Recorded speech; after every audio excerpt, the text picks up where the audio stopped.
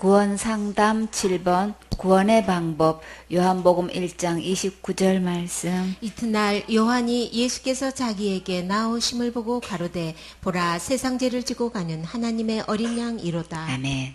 요한은 예수님을 가장 처음 만났을 때 무엇을 보았나요? 세상 죄를 지고 가는 하나님의 어린 양을 보았지요. 여러분은 처음에 예수님을 어떤 분으로 보셨나요? 대부분 많은 사람들은 복 주시는 분, 병을 치료해 주시는 분으로 알고 있지요. 환상을 통해 예수님을 보았고 꿈을 통해 예수님을 만났고 또 치료받았다는 이야기들은 많이 하는데 성경 속에서 침례 요한이 만난 세상 죄를 지고 가신 예수님을 만난 사람은 좀처럼 만나보기가 힘들지요. 병을 고쳐주시고 기도에 응답해 주시고 관계를 회복시켜 주시고 물질을 축복해 주셨어도 세상 죄를 지고 가신 예수님을 만나지 못했으면 조금은 갈 수 없어요. 예수님께서 이 세상의 죄를 지고 가실 때 누구 죄도 지고 가셨나요? 같이 내 죄도 지고 가셨어요. 보라 세상 죄를 없애시는 하나님의 어린 양이시다. 보라 세상 죄를 치워 없애시는 하나님의 어린 양이시다. 보라 세상 죄를 짊어지신 하나님의 어린 양이시다. 보라 세상 죄를 제거하는 하나님의 어린 양이라. 여러 성경에서 이렇게 번역하고 있어요. 지옥 갈래 모든 죄는 한마디로 누가 가져가셨나요? 예수님이 다 가져가셨지요. 이 예수님을 믿고 증거하는 자는 이 세상에서 가장 큰 자예요. 지옥 갈 영혼을 천국으로 인도할 수 있는 사역자는 가장 큰 영웅이에요. 마태복음 11장 11절에 내가 진실로 너희에게 말하노니 여자가 낳은 자 중에 침례 요한보다 큰 이가 일어남이 없도다. 그러나 천국에서는 극히 작은 자라도 저보다 크니라. 그러면 천국에서는 어떤 자가 가장 큰 자일까요? 마태복음 18장 1절에 그때의 제자들이 예수께 나와 가로되 천국에서는 누가 크니까? 예수께서 한 어린 아이를 불러 저희 가운데 세우시고 가라사대 진실로 너희에게 이르노니 너희가 돌이켜 어린 아이들과 같이 되지 아니하면 결단코 천국에 들어가지 못하리라. 그러므로 누구든지 이 어린 아이와 같이 자기를 낮추는 그이가 천국에서 큰 자니라. 천국에서 어린아이와 같이 자기를 낮추는 자가 가장 큰 자라고 하셨지요. 어린아이처럼 복음을 잘 받아들이는 자가 가장 자기를 낮추는 자예요. 하나님께서 한 영혼을 맡기시면 천국으로 확실하게 인도해 줄 수 있는 참된 사역자는 천국에서 가장 큰 용사이고 최고로 멋진 영웅이에요. 요한복음 1장 30절 말씀. 내가 전에 말하기를 내 뒤에 오는 사람이 있는데 나보다 앞선 것은 그가 나보다 먼저 계심이라 한 것이 이 사람을 가리킴이라. 침례 요한이 지금까지 침례를 베풀면서 그렇게 증거해왔던 분이 바로 이분이라고 소개하면서 침례 요한은 너무나 기쁘고 신나서 예수님을 어떻게 만났는지를 계속 증거하고 있어요. 요한복음 1장 31절 말씀. 나도 그를 알지 못하였으나 내가 와서 물로 침례를 주는 것은 그를 이스라엘에게 나타내려 함이라 하니라. 아멘. 침례 요한은 처음에는 예수님을 잘 몰랐지요. 여기서 침례 요한이 물로 침례를 주는 이유가 무엇 때문이라고 했나요? 예수님을 이스라엘에게 메시아로 그리스도로 구세주로 나타내려고 침례를 주었고 예수님을 알리려고 했다고 증거했어요. 침례 요한의 사역의 목적이 정말 너무나 분명하고 확실하지요. 오직 예수님을 구세주로 메시아로 그리스도로 증거하는 일이었어요. 그리고 예수님을 만나 증거한 후로는 어떻게 했나요? 그는 흥하여야 되겠고 나는 쇠하여야 되리라는 사역의 큰 그림도 분명히 내다보고 있었어요.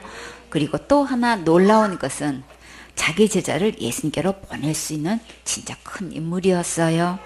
요한복음 1장 35절에 또 이튿날 요한이 자기 제자 중 두 사람과 함께 섰다가 예수님의 다니심을 보고 말하되 보라 하나님의 어린 양이로다. 두 제자가 그의 말을 듣고 예수를 쫓거늘. 이 모습은 정말 진한 감동이 되었어요. 이것은 아무나 이렇게 할 수 있는 게 아니지요. 지금까지 함께 사역했던 제자들을 예수님께로 보낸다는 게 쉬운 게 아니지요. 자기 사역이 지금 끝난 것도 아니고 계속 침례를 주고 있는데 보낸 거예요. 이보다 더 멋진 장면을 또 한번 볼까요? 요한복음 3장 26절에 저희가 요한에게 와서 가로되 라비여 선생님과 함께 요단강 전편에 있던 자 곧 선생님이 증거하시던 자가 침례를 주매 사람이 다 그에게로 가더이다. 여기서 침례 요한이 말씀을 증거할 때 분명한 사명을 가지고 주의 길을 곧게 한 것을 볼 수 있어요. 선생님께서 증거하던 자가 누구신가요? 예수님이시지요.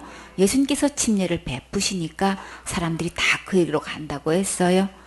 그러면 침례 요한은 자기 사명을 분명히 했지요.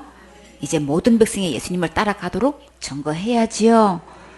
요한복음 3장 27절에 요한이 대답하여 가로되 만일 하늘에서 주신 바 아니면 사람이 아무것도 받을 수 없느니라. 하나님께서 백성들의 마음을 이끄셔서 예수님께로 가는 거라는 뜻이지요. 요한복음 3장 28절에 나의 말한 바 나는 그리스도가 아니요 그의 앞에 보내심을 받은 자라고 한 것을 증명할 자는 너희니라. 침례 요한은 자기가 그리스도가 아니고 그의 앞에 보내심을 받은 자라고 하면서 이제부터 제자들을 보고 이것을 증거하라고 했어요. 이제 사람들이 몰려오면 예수님께 보내라는 말씀이지요. 침례 요한이 이 말을 하면서 슬픈 눈물을 흘렸을까요? 많은 백성들이 침례 요한에게 몰려와 침례를 받고 또 말씀을 들었던 자들이 이제 예수님께로 몰려가니까 침례 요한의 마음이 많이 쓸쓸했을까요? 요한복음 3장 29절에 신부를 취하는 자는 신랑이나 서서 신랑의 음성을 듣는 친구가 크게 기뻐하나니 나는 이러한 기쁨이 충만하였노라. 여기서 신랑의 음성이 무엇일까요?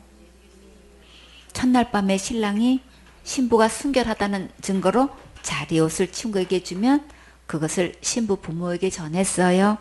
자리옷을 보고 신부가 순결하다는 것을 잔치에 온 모든 손님들이 그 소식을 듣고 크게 기뻐했지요. 침례 요한은 신랑의 음성을 듣는 친구로 비유하면서 이와 같은 기쁨이 충만하다는 거예요.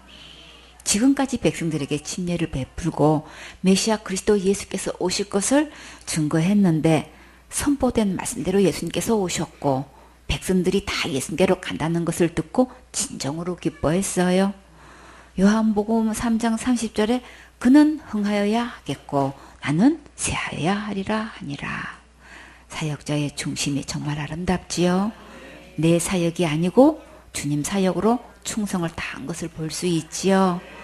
사역은 내 사람만 되는 게 아니고 예수님의 말씀을 따라가게 하는 거예요. 오직 사역의 목적은 예수님의 십자가의 복음을 증거해서 영혼이 구원받고 예백 성공하도록 양육하는 데 초점을 모아야겠지요. 여기서 진짜 중요한 것은 이제 누가 예수님을 따라가야 할까요? 침례 요한이 일평생 이 일을 하기 위해 젊음을 다 바쳐서 주의 길을 예비했는데 그 예수님이 오셨으면 이제 자기 사역을 접고 누구보다도 자기가 예수님을 제일 먼저 쫓아가야지요. 요나단이 자기의 가진 것을 다윗에게 주었지만 정작 다윗을 쫓아 아둘람 굴에는 들어가지 않았어요. 일평생 목회한다고 수고하면서 말씀대로 예수님을 믿지 않는 자가 너무나 많아서 정말 안타까워요. 예수님을 믿고 확신 가운데 복음을 전하고 천국 가야지. 자기도 안 믿고 교인도 못 가게 막는 자가 많이 있지요.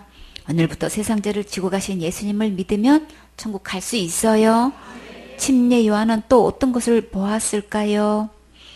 요한복음 1장 32절 말씀. 요한이 또 증거하여 가로되 내가 보매 성령이 비둘기같이 하늘로서 내려와서 그의 위에 머물렀더라. 아멘. 침례 요한이 백성들에게 침례를 주고 있는데 갑자기 성령이 하늘에서 비둘기 모양으로 내려와서 예수님 위에 머무는 것을 보게 되었어요. 영의 눈이 열려서 이런 것을 볼 수 있으니 정말 감사하지요. 요한복음 1장 33절 말씀. 나도 그를 알지 못하였으나 나를 보내어 물로 침례를 주라 하신 그이가 나에게 말씀하시되 성령이 내려서 누구 위에든지 머무는 것을 보거든 그가 곧 성령으로 침례를 주는 이인 줄 알라 하셨기에. 아멘. 여기서 요한은 하나님으로부터 예수님이 어떤 분이시라고 소개받았나요? 예수님은 성령으로 침례를 주는 이인 줄 알라고 하셨지요. 예수님께서 사명을 마치시고 이렇게 모든 것을 앞서 자세히 말씀해 주시고 친히 인도해 주시니 정말 감사하지요. 성령으로 침례 주시는 게 뭘까요? 그 신비로운 역사의 현장을 한번 가볼까요?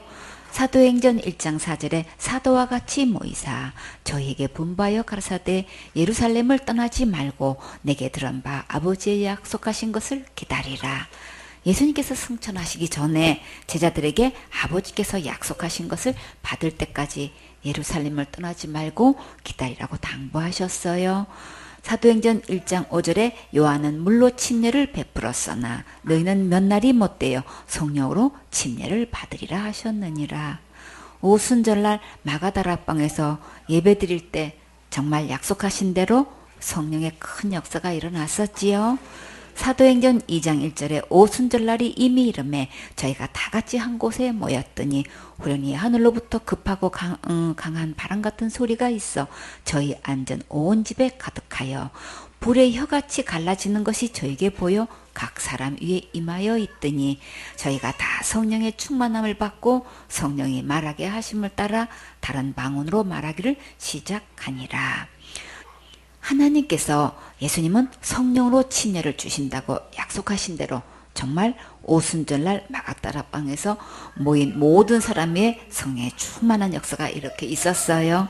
또 성령으로 침례 받은 주인공들을 만나볼까요? 혹시 누구인지 기억나세요? 고넬료 가정에 사도행전 11장 11절에 마침 세 사람이 내 우거한 집 앞에 섰으니 가이사라에서 내게로 보낸 사람이라. 누가 보냈을까요? 고넬료가 하나님의 천사의 지시를 받고 하인을 요바에 있는 베드로에게 보냈어요.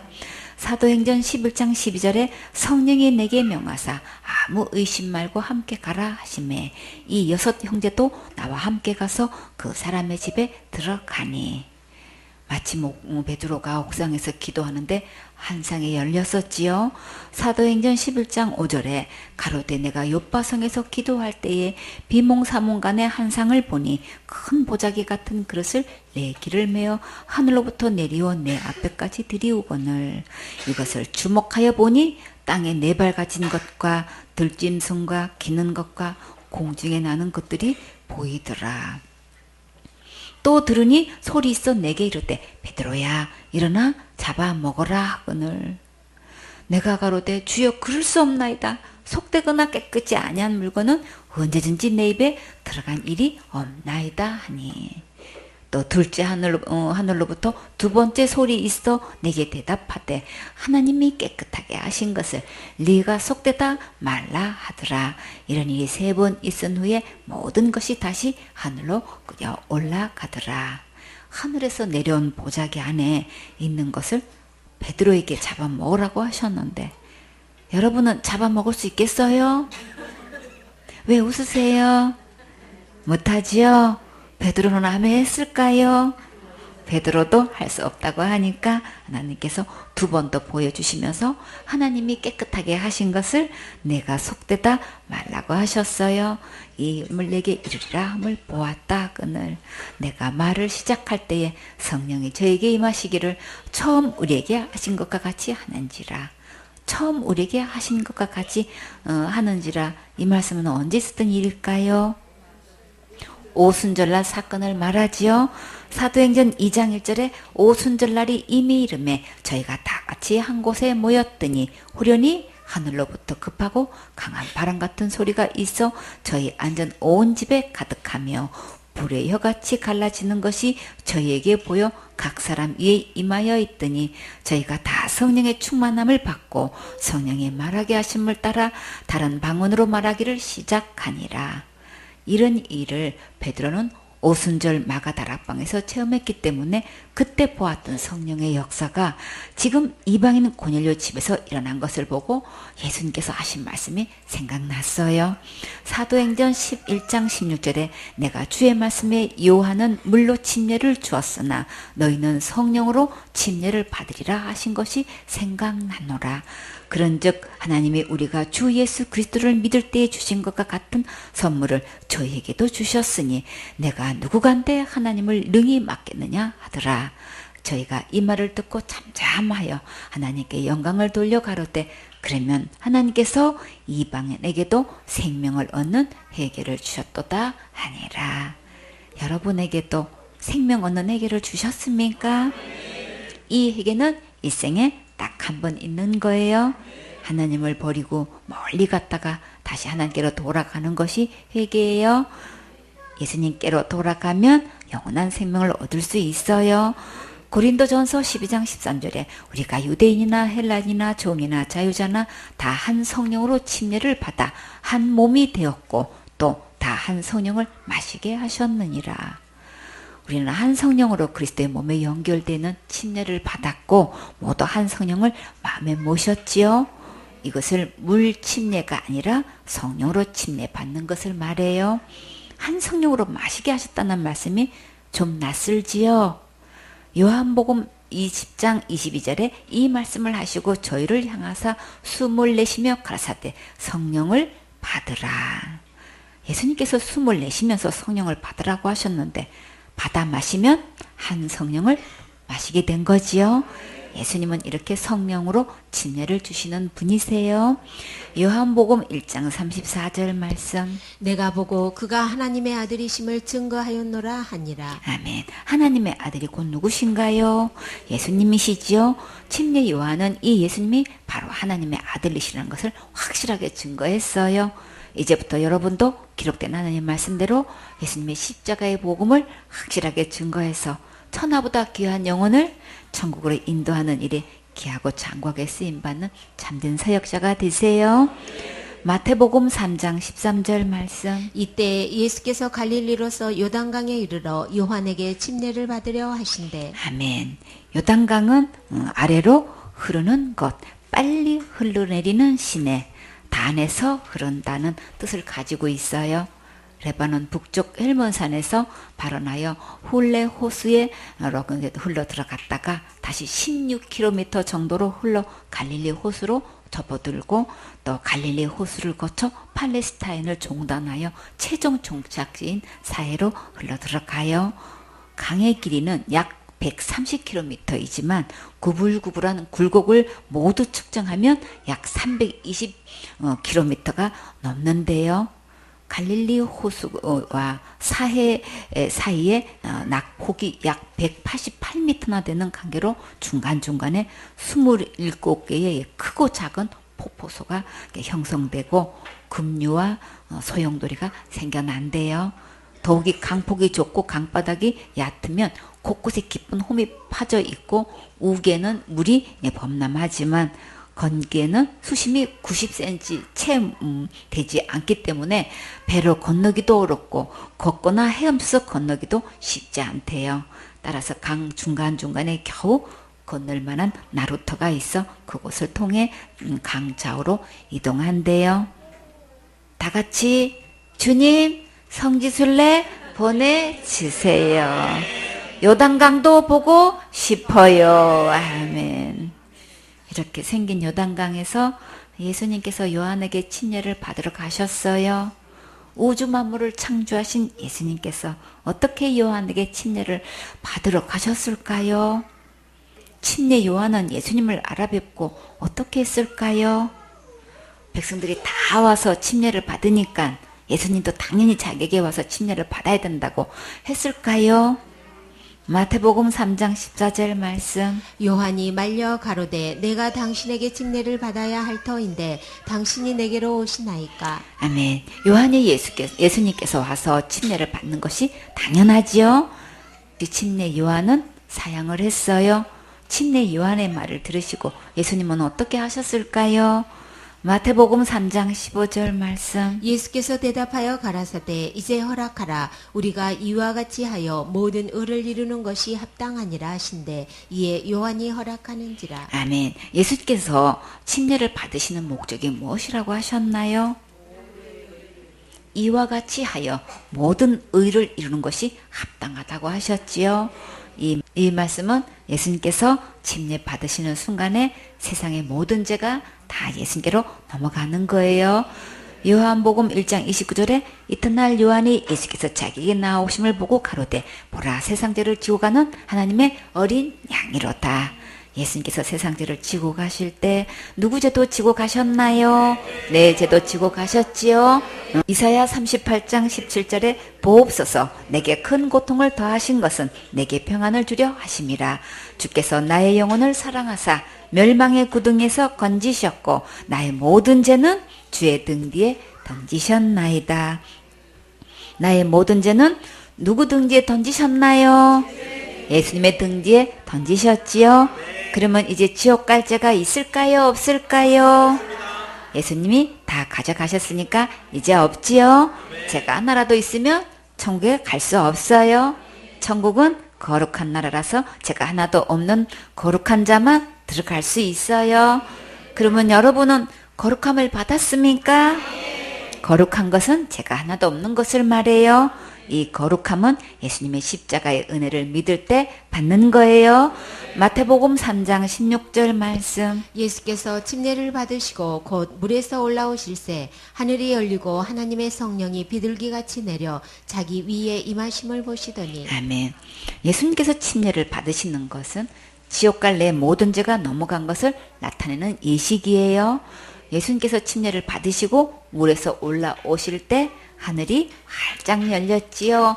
다 같이 하늘 문이 열리면 노래할 이유 있네. 놀라운 일 그곳에 있으리. 노래할 이유 있네. 그의 곁에 있으면 노래할 이유 있네. 밤낮으로 노래 부르리. 온종일 즐거운 노래를 노래할 이유 있네. 할 이유가 무엇인가요? 내 죄를 주가 씻었어요. 또 노래할 이유가 무엇인가요? 새 생명 내게 주셨어요. 그래서 날마다 노래할 이유 있어요. 여러분은 죄를 씻음 받았습니까? 새 생명도 얻었습니까? 그러면 온종일 노래할 이유 있지요? 매일 노래할 이유 있어요? 하늘문이 활짝 열리고 성령님께서 비둘기같이 아름답고 평화롭게 예수님 위에 내려오셨어요. 그때 무슨 말씀을 하셨을까요? 마태복음 3장 17절 말씀. 하늘로서 소리가 있어 말씀하시되 이는 내 사랑하는 아들이요 내 기뻐하는 자라 하시니라. 아멘. 우리에게 하늘문이 열려서 너는 내 사랑하는 아들이요 내 기뻐하는 자라고 하시면 정말 좋겠지요. 그러면 어떻게 하면 이 말씀을 듣게 될까요? 요한복음 1장 12절에 영접하는 자 곧 그 이름을 믿는 자들에게는 하나님의 자녀가 되는 권세를 주셨으니. 예수님께서 지옥 갈래 모든 죄를 영원히 용서하신 것을 믿으면 하나님의 자녀가 되는 권세를 주셔요.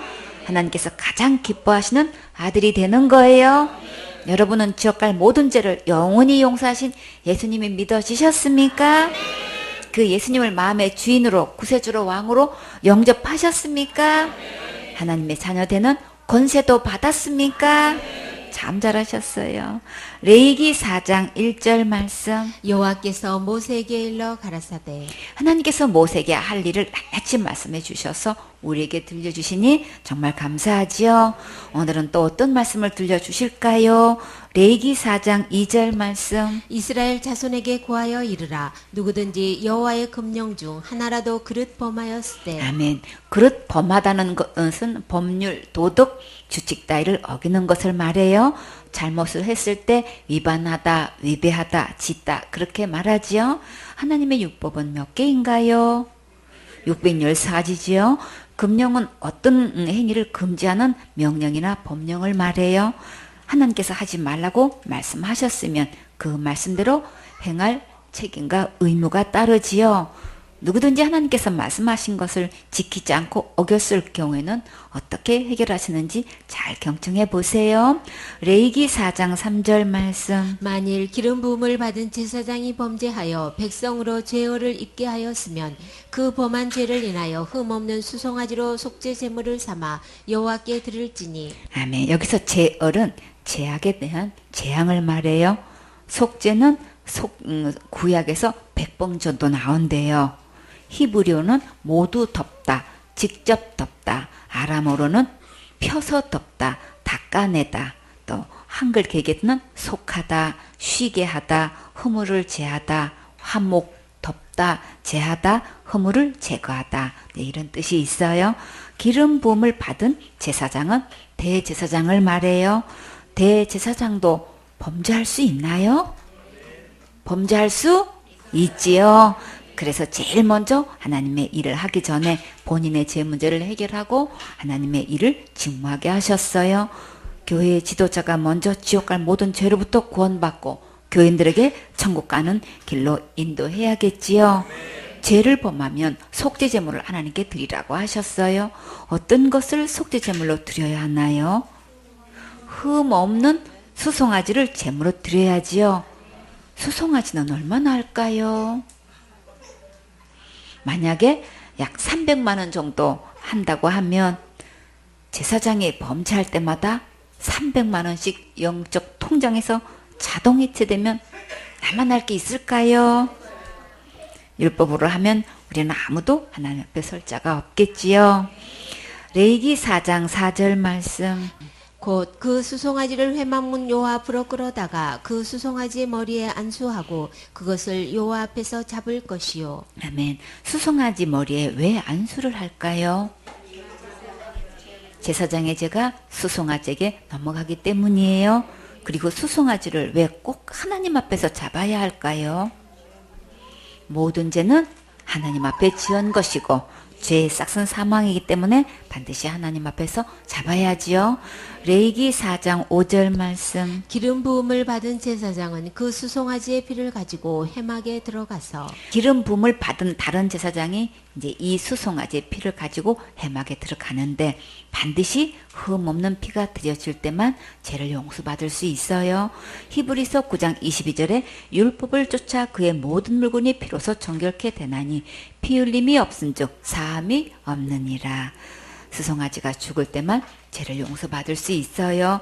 레위기 4장 6절 말씀. 그 제사장이 손가락에 그 피를 찍어 여호와 앞 곧 성소장 앞에 7번 뿌릴 것이며. 아멘. 성소장은 성소에 있는 휘장을 말해요. 지성소와 성소를 구분하려고 친 커튼이에요. 이 휘장에 손가락에 피를 찍어서 7번 뿌리라고 하셨지요. 7은 완전 숫자를 나타내요. 우리의 모든 죄를 완전히 용서해 주신다는 말씀이시지요. 휘장은 어떻게 만들었나 볼까요?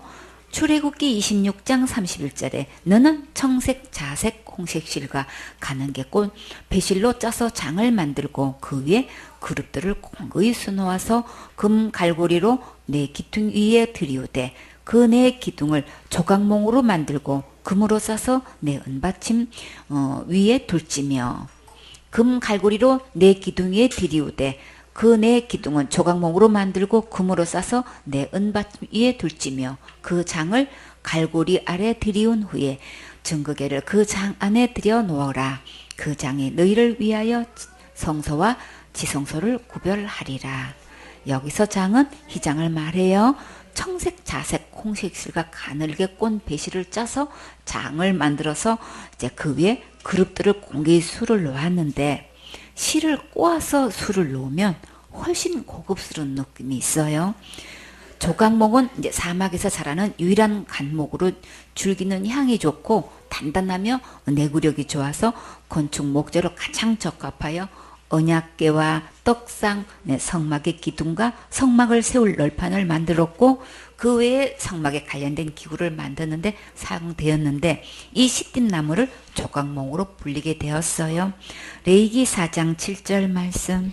제사장은 또 그 피를 여호와 앞 곧 회막안 향단불에 바르고 그 송아지의 피 전부를 회막문 앞 번제단 밑에 쏟을 것이며. 아멘. 하나님의 회막 안에는 향단불이 있어요. 특별히 기름 부음 받은 제사장이 속죄 제물을 드렸을 때는 향단불에 그 피를 바르게 하셨어요. 향단 높이는 90cm이고 길이와 목이 45cm 되는 향을 피우는 제단이에요. 아카시아 나무로 만들어서 정검으로 씌웠는데 윗부분 네 기퉁에 뿔이 하나씩 달려 있어요.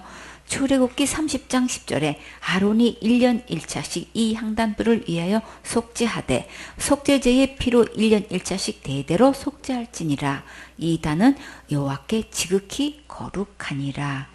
하나님께 지극히 거룩한 향단불에 1년 1차씩 대대로 속죄를 드리는 곳인데 제사장이 범죄했을 때 향단불에 피를 바르게 하여 특별히 엄중하게 다루시는 것을 볼 수 있어요.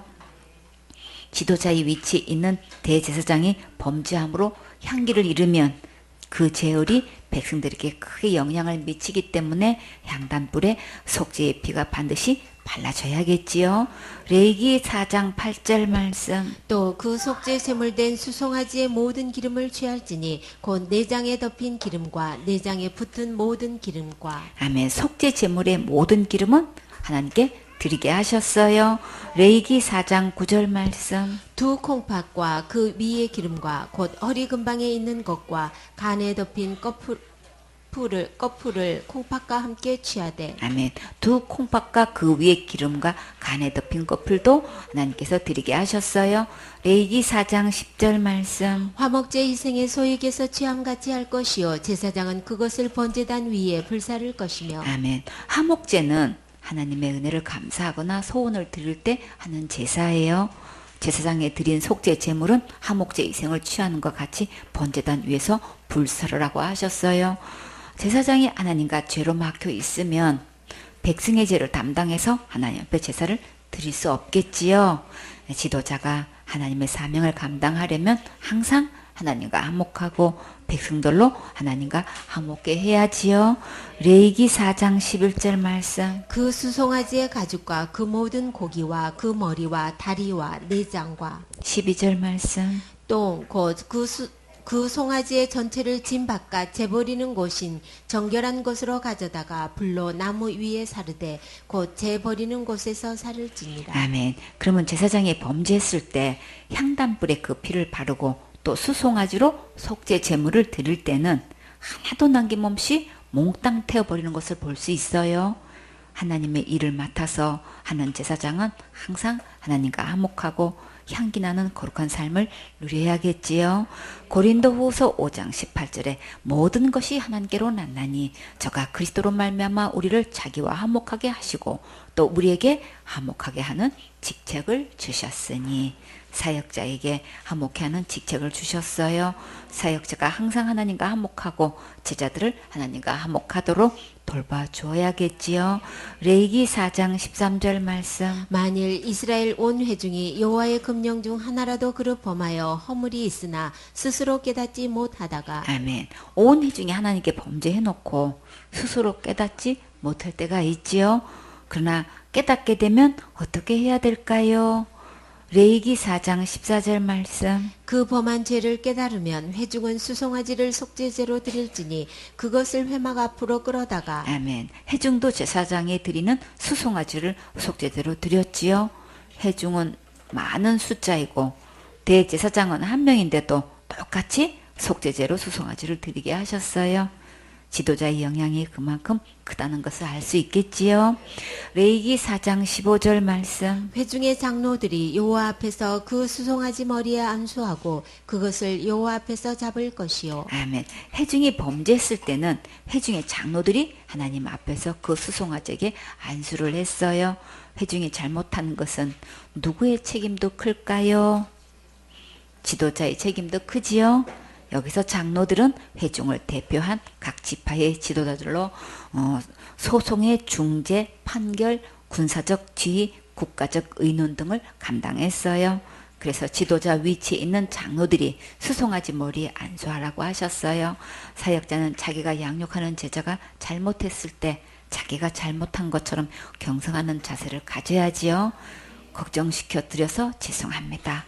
더 깊은 관심과 사랑을 가지고 돌볼 수 있도록 은혜를 구하겠습니다. 이런 자세를 가져야겠지요. 레위기 4장 16절 말씀. 기름 부음을 받은 제사장은 그 수송아지 피를 가지고 회막에 들어가서 17절 말씀. 그 제사장이 손가락으로 그 피를 찍어 여호와 앞 장 앞에 7번 뿌릴 것이며 아멘. 하나님의 희장에 계속 7번씩 피를 뿌리면 희장은 결국 어떻게 될까요? 그쵸, 피로 문들겠지요. 하나님 앞에 나아가려면 거룩한 예수님의 피 없이는 뵐 수가 없어요. 레위기 4장 18절 말씀. 또 그 피로 회막 안 여호와 앞에 있는 단불에 바르고 그 피 전부는 회막문 앞 번제단 밑에 쏟을 것이며 아멘. 하나님의 단불에는 무엇이 기록되었나요? 우리의 모든 죄가 기록되었지요. 예레미야 17장 1절에 유다의 죄는 금각석 끝 철필로 기록되되 그들의 마음판과 그들의 단불에 새겨 적건을. 유다의 죄 속에는 누구의 죄도 포함되어 있나요? 우리 죄도 포함되었고 곧 내 죄도 포함되었지요. 이 단불에 수송아지의 피를 바르면 죄를 기억하시지 않으시고 용서해 주신다고 하셨어요. 레위기 4장 19절 말씀. 그 기름은 다 취하여 단 위에 불사르되 20절 말씀.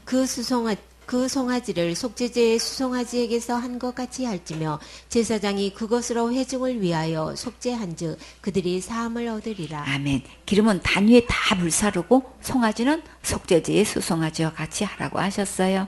속죄제는 죄를 속하기 위해 하나님께 드린 희생 제사를 말해요. 속죄제는 구약 성경에서 약 300여 회나 나온다고 해요. 왜 이렇게 많이 나올까요? 그만큼 중요하니까 그렇지요. 천국과 지옥 가는 문제보다 더 중요한 것은 없어요. 이 문제가 지금 성경 말씀대로 준비되어 있어야 언제든지 천국 갈 수 있지요. 다 같이 준비됐나요? 준비됐어요. 그랬어요. 지옥 갈 모든 죄를 영원히 용서하신 예수님을 믿으면 제사함 받고 천국 갈 수 있어요. 레위기 4장 21절 말씀. 그는 그 수송아지를 진 밖으로 가져다가 첫 번 수송아지를 사람같이 살을지니 이는 회중의 속죄제니라. 아멘. 첫 번째 수송아지로 번제를 드린 자가 누구였나요? 대제사장이었죠. 제사장에게 허물이 있을 경우와 마찬가지로 번제단 위에 올려놓고 모조리 불살라야 한다고 하셨어요. 또 족장이 번제했을 때는 어떻게 해야 되는지 볼까요?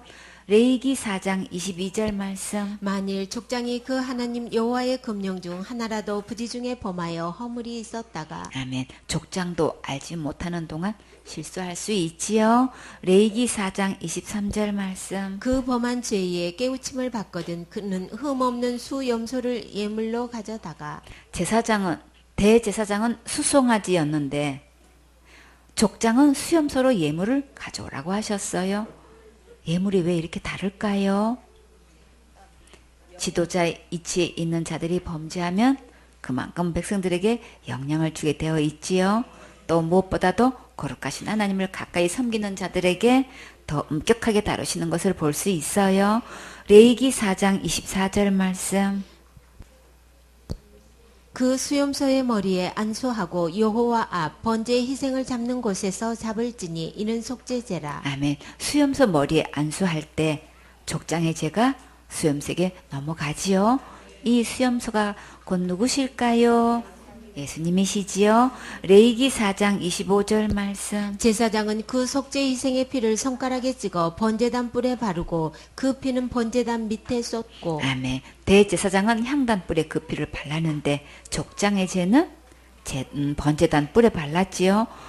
번제단 뿔에는 무엇이 기록되었나요? 인류의 모든 죄가 기록되었고 족장의 죄도 기록되었어요. 그리고 우리의 죄도 기록되었고 곧 내 죄도 기록되었어요. 이 단불에 수염수의 피를 바르면 우리의 모든 죄가 덮어져서 용서함을 받을 수 있어요.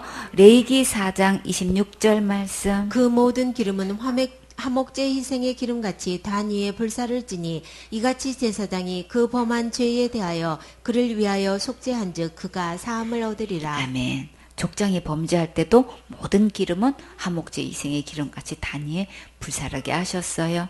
제사장이 속죄하면 그 족장은 용서를 얻을 수 있어요. 우리의 대제사장은 누구신가요? 예수님이시지요. 예수님께서 십자가에서 우리의 지옥 갈 모든 죄를 속죄하셔서 우리는 오늘 제삼을 얻을 수 있어요. 레위기 4장 27절 말씀. 만일 평민의 하나가 여호와의 금령 중 하나라도 부지 중에 범하여 허물이 있었다가 아멘. 평민은 죄를 짓지 않나요? 똑같이 죄를 짓지요. 만약에 평민이 실수하고 범죄했을 때는 또 어떻게 해결받을 수 있을까요? 레위기 4장 28절 말씀. 그 범한 죄에 깨우침을 받거든 그는 흠없는 암염소를 끌고 와서 그 범한 죄를 인하여 그것을 예물로 삼아. 아멘. 평민이 범한 죄를 깨달으면 흠없는 암염소를 예물로 삼으라고 하셨지요. 암염소 한 마리는 또 얼마나 할까요? 50만 원 정도 할라나요? 영적 통장에서 이만큼 마이너스가 되겠지요. 죄를 지을 때마다 자동이체 된다면 과연 잔고가 얼마나 남았을까요? 마이너스예요. 그래요. 제일 많이 짓는 죄가 무엇인가요?